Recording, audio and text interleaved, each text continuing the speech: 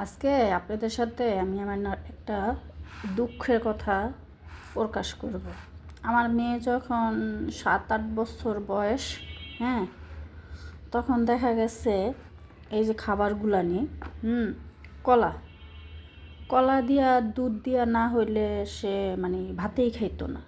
হ্যাঁ, তার ভাত খাইতে হইলে কলা দিয়া দুধ দিয়া খাবার মানে দুধ দিয়া দেওয়া লাগতো, তাইলে সে ভাত খাইতো। মাছ খুব কম খাইতো। আমরার সিজনে মানে সব সময় আমার ঘরে আমরা থাকতো, বা দেশি যে ফলগুলো ওঠে, জাম্বুরা, তারপর মানে আমরা, তারপর আরও কিছু আছে গ্যান্ডারি, এগুলো সব মানে সে খুব মজা করে খাইতো। এখন যেটা হয়েছে, কলা দুই চোখে দেখতে পারে না।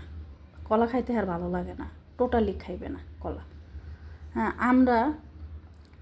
আমরা তো মানে দিনের পর দিন ঘরে থাকে, নষ্ট হয়ে যায়, সে খায় না, বলে যে আমরা খাইতে আমার ভালো লাগে না, খায় না। তারপর লেবু, আগে ডাল রান্না করলে দেখা গেছে একটু লেবুর রস দিয়ে দিলে খুব টকটক করে খুব মজা করে খাইতো, খায় না। হ্যাঁ, আছে শুধু একমাত্র শসা। এই শসাটাই সে একটু খায়। হ্যাঁ, সেটা যতটা দেই অতটাই খাইব। 1 কেজি আধা কেজি যা দেই সব কয়টা দিলে খাবে। এখন এই যে যত খাবার আছে বা যত ফুডস আছে, কোনো কিছুই মানে এখন ভালো লাগে না। ভালো লাগে কি একমাত্র জানেন?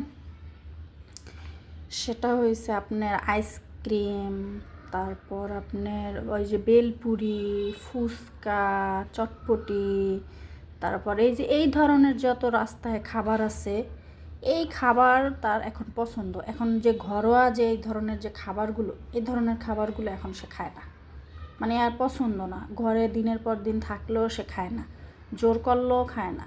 হ্যাঁ, এই সে বাচ্চাদের অবস্থা, যে ছোট থাকলে যেরকম পছন্দ থাকে, খাবারের তালিকা থাকলে একটু বড় হইলে খাবারের তালিকা চেঞ্জ হয়ে যায়, পুরোটাই চেঞ্জ হয়ে যায় খাবার। এখন আর এই ধরনের খাবার ভালো লাগে না, এই জন্য এখন খুবই কম আনি এই ধরনের খাবার, যতটা নাই না পারা যায়।